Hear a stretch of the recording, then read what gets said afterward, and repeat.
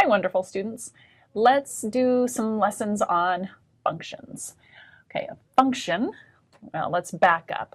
Let's look at just a collection of ordered pairs. Okay, here's a collection of ordered pairs, 1, 2, 2, 3. Now that's a collection of points. Okay, so 1 over 2 up, 2 over 3 up. Don't connect them. This doesn't say anything about connecting them. This is just a collection of ordered pairs. This collection has inputs and outputs. Okay, it's just a collection of ordered pairs. That's what a relation is. But a function is something a little bit more. So what I have here is just a collection, just 2 points. But what I need is an additional restriction. So here, a function is a collection of ordered pairs such that, let's think about that. For every input, okay, these are the inputs for every input, the x's, there is a unique output. So one of the things that students have a hard time with is vocabulary. So if we run through this one at a time, I think we can do this. So we can all agree that a collection is just like a pile of things.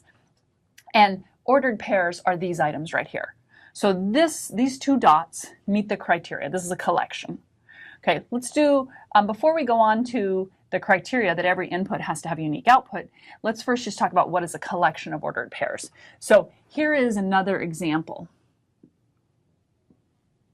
That is a collection of ordered pairs. Now it's an infinite collection, right? It's all the points that lie on this line. And that's a very, very big set. How big? An infinite set. Okay, here's another collection of ordered pairs. Maybe it's a circle. Okay, it's all the ordered pairs that lie on that line. That's infinite. Okay, well, one of these is a function and one of them is not.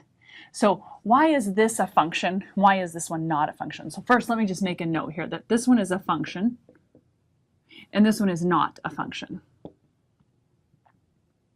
Okay, so what makes this first one a function and this one not a function? Well, let's look at an input. Okay, I'm going to pick a point right here, x, y. I'm going to look at the input, say 1. And let's say that's the point 1, 0. Okay, now this one, let's look at a collection of points. Let's look at this one and look at this one.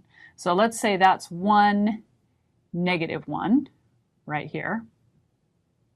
And then let's say this is 1, 1. Okay.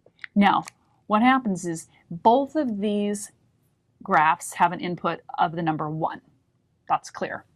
Now, when you go to this input of 1, how many outputs does it have? It has exactly 1. That's what is meant by a unique output. So here, this is not a function. Let's look at y. You have an input. The input is 1, right here. See it? 1. And what is the output for 1? Well, it's either +1 or -1. So here is, why is this not a function? Let's put a question here. Why not a function? Question mark. Here's a really clear reason. Because, B/C, because the input x equals 1 does not have a unique output. Ooh, that's bright. Okay, it has 2 outputs. And that violates the uniqueness. So the best real life function that I can explain to you is the UPC symbols on a price of something. So when you go to buy something, that barcode actually represents a function. The input is the barcode and the output is the price. So here is where the function is very clear. I scan it and it gives me a price. If I go to another checker, it doesn't matter. I scan it, it gives me the same price.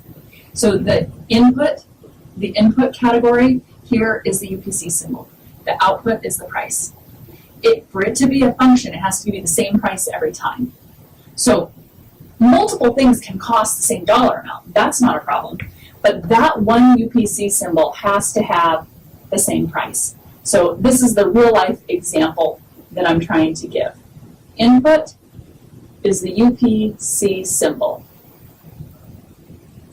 The output is the price.